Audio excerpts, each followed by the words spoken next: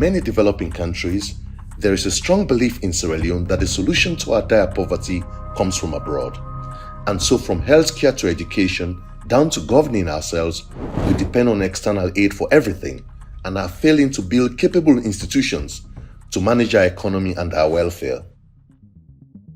In this documentary, we ask, what are our state-owned enterprises and parastatals doing with the trillions of leones they receive for the welfare of Sierra Leoneans? We ask this question because before we head off to the IMF and the World Bank for funds to buy books and drugs for us, it is useful to know why our state enterprises and parastatals fail to create wealth, jobs and services, and how to stop that failure. We know that government is currently reviewing the state-owned enterprises law, and so we dip in that debate. But first, let us look at state-owned enterprises and parastatals at a glance. The Road Transport Corporation, which has received over 350 buses from both SLPP and APC over the last 20 years, has never replenished its fleets using its own resources, even though we pay millions of leones in transport fares every day. In fact, 80 mystery buses procured in 2014 disappeared in 3 years. At the budget hearing a few years ago, this Sierra Leone State Lottery, Lotto, declared that the company's account was in red for 8 years running, but its managers were still paid hefty salaries. Similarly, this institution, Seratel, once the only gateway we communicate with the outside world, and supposedly the highest source of revenue for government years back, is dead. Seratel cannot compete with private telephone operators. Successive governments have consigned Seratel into a $20 million debt, with hundreds of its idle staff now going on regular strike for backlog pay. This management owe me salary 5 months. This national insurance company, mother of all insurance companies 20 years ago, has become the mother of all failures. By 2018, NIC has almost been dwarfed into non-existence by private insurance company Ritcorp. By 2021, NIC's liabilities had reached 7 billion yuans. Even these state-owned banks, Sierra Leone Commercial Bank, Rokel Commercial Bank, went broke in 2015 and were only bailed out by the state-owned Social Security Scheme, NASIT. Like state-owned enterprises, parastatals are also a source of waste and debt. But what is more troubling is the impunity that go with the waste. By 2018, the previous government had spent over $500 million on electricity and still left Sierra Leone in darkness.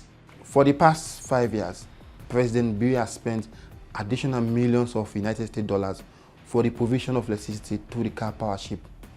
This brings the total amount spent for the provision of electricity for the past 15 years to 985 million United States dollars. This amount is enough for the country to have its own car power ship through special financing arrangements.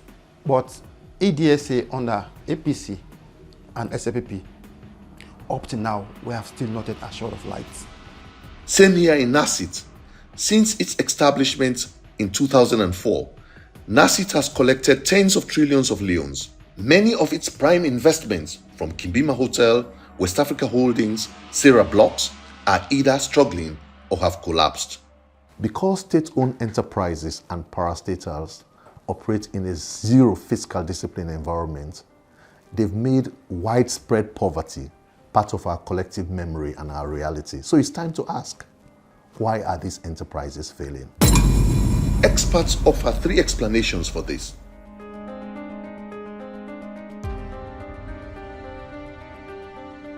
There is no real commitment of privatizing these entities or ensuring efficiency of these parastatals. Since 2004, the so-called privatization has merely been a scheme benefiting a few individuals in many ways. It gives fat salaries to people politically connected. Salaries of the top executives of a National Privatization Commission, state enterprises and parastatals can sometimes be 10 times higher than a senior civil servant supervising them. They are underhand games at any time they are selling or leasing assets of state-owned enterprises. Privatizing the Sierra Leone Produce Marketing Board, SLPMB, in 2010 was a mere ploy to sell the most valuable asset belonging to the company.